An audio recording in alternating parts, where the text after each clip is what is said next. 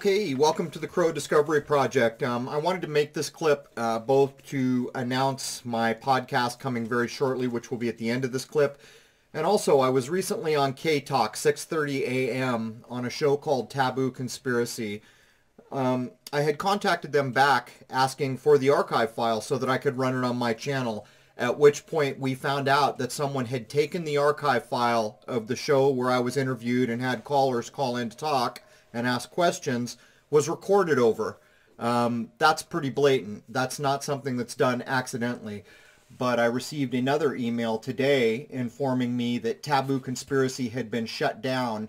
And I guess I won't mention the names because I guess I don't want to cause any more trouble. But what I'm led to understand is that Taboo Conspiracy was shut down after the station manager told them to stop talking about controversial subjects like the lunar wave, flat earth, Holocaust, Sandy Hook, Boston bombing, etc. And when they stood up for their rights to talk about whatever the heck they want, they were shut down from what I understand. Now, I'm just hearing this now, but I wanted to run a clip because I've been harping on what's going on with free speech, both on YouTube, the internet, and now apparently on AM radio, and you know what people want to interview and what they're being allowed to interview. But I thought it was a bit astonishing when I was sent a link to the archive with an apology from the guy who did the show, Taboo Conspiracy, saying it looks like someone recorded over it. You kind of have to do that on purpose. You have to go get a file, open it up, open a microphone, and record, and then resave the file to do that.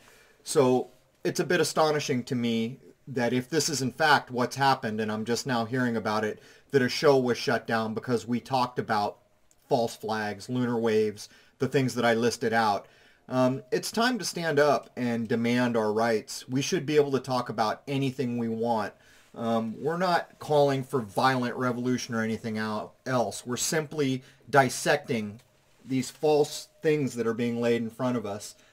At any rate, my podcast is coming this month, and here's a short promo for that. And there it is. Cheers. Everything that you've been taught in school is their system, what they want you to learn. I think our time for having the ability to do anything about it is constantly diminishing, and I think we see that in just the overt disregard of even the false flags. They don't care anymore. If you look back to the 50s, this stuff was very couched and hidden to a very sleepy audience. Well, the audience ain't so sleepy anymore, and yet it hasn't become more hidden. It's become more overt. When you look at school, what you have been taught is how to function within their system. You have been taught nothing about the system. But you better realize that those people that went to Skull and Bones or Harvard or Hogwarts, there are certain, I guess, bloodlines or families that get the real education that not only tells you how to work within the system, but it tells you about the system. And that system has been hidden from 90-some% probably of this planet. And when you see those kids putting on that mortar board, Mason reference, they're squaring the circle. Your head's the circle, the mortar board's the square, and there's Saturnian references and all kinds of stuff. But the problem becomes, no one ever told us what Saturn means. No one ever told us why a black cube is important. No one ever told us why these dates are important. No one ever told us why equinoxes and solstices are important. So here we are, babes in the wood, scrambling to try to catch up, basically. But we can see people who have the ability to catch on need to catch on quick, and they need to start saying no. No to the magistrate. No to all these systems of control. They need to understand that they're human beings, and they have, whether they choose to view it as a God-given ability or a created ability, that far surpasses what they have been allowed to know about themselves. We've been lied to for a long time, and for people who understand the deception on a massive level that we see down here with like Sandy Hook, or those who have come to understand what 9/11 really was, nothing like we were told.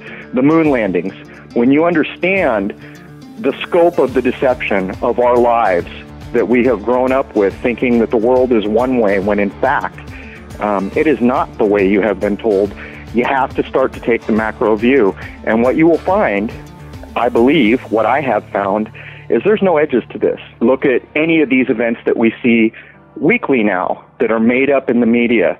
there's no edge to the deception. You look up to the stars, you're still looking at the same ball of wax. If you see anyone who's famous these days, they're playing a game. They have agreed or been coerced or forced into a game that it seems like they can't get out of.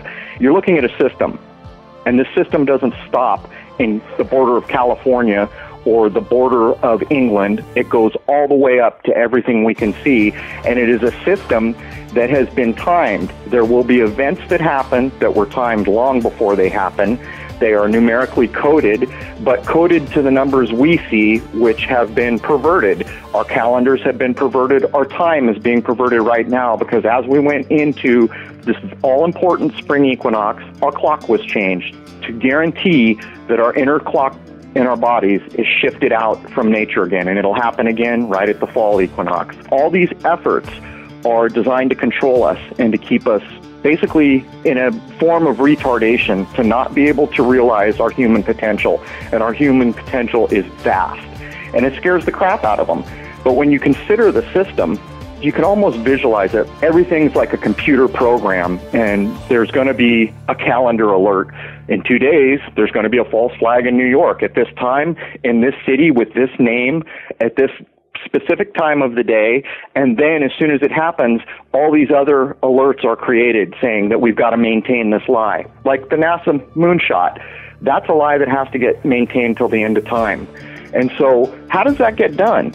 And the only conclusion you can draw is that there is literally a massive system, probably a supercomputer involved, or something of that nature, that basically, like we open Outlook in the morning, it says you got a meeting today. When their Outlook opens, or whatever the heck it is, it tells them you got a false flag today, and by the way, you need to maintain the Paulo lie.